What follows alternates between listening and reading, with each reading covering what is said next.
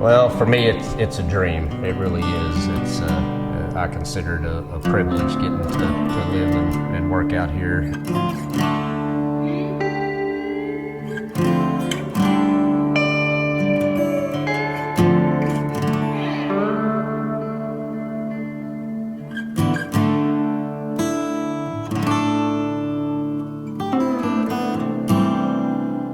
The view over the Nueces and the way the ranch was situated right up against the river, we thought was a really nice vista.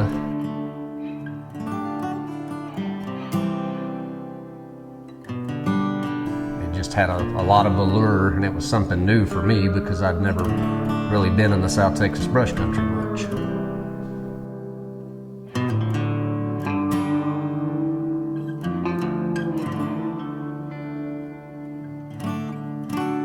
We owned the place for a couple of years before we got into any scientific breeding. Some of the highest quality genetics in the state. I mean, obviously I'm a little biased, but that is just a fact. We AI'd bucks that were considered superior in the industry to a bunch of the does that we had in the pens.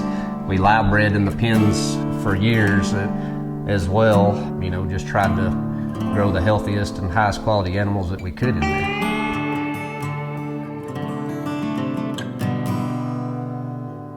Got these solar-powered cameras on the property, and we bounce signals using antennas attached to the house here to each and every individual camera out in the pasture, and we can obviously bring them up here on the monitor. But I mean, going back to the dollar figure, I bet we probably have $500,000 in the camera system set up out here.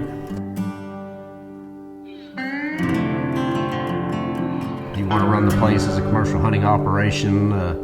It's really valuable for doing your census counts and figuring out your buck to doe ratios, your sex ratios, and that kind of thing. We have won Los Cazadores big buck contest out here in years past, specifically a couple of times in the high fence archery division, yes. And you know, we've also got this 300-acre strip out here outside the high fence, you know, that's under free ranging conditions. I mean, you get axis, fallow, even an occasional elk will come walking by down there. From just a pure inches perspective, we've killed some deer, you know, in the 380s and 390s in the pasture. We do have a separate lodge available for hunters. There's a game room down there, pool table, arcade games, shuffleboard, all that kind of thing.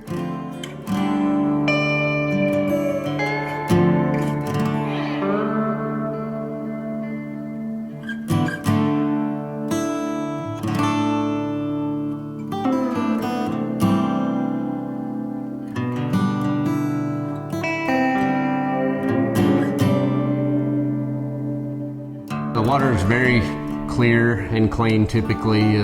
Kayaking, fishing, spear fishing, just getting out in it to, you know, kind of knock down the South Texas heat is a joy in and of itself. And there's a couple of local swimming holes here up and down the Nueces that are in very close proximity to the house here. Uvalde really is a good resource for, you know, they've got a really nice HEB there for groceries. There's some high-end shops for the gals that don't like to get out in the pasture and that kind of stuff. They can go check out restaurants like Broadway 830, any number of really good places to eat there, good places to shop.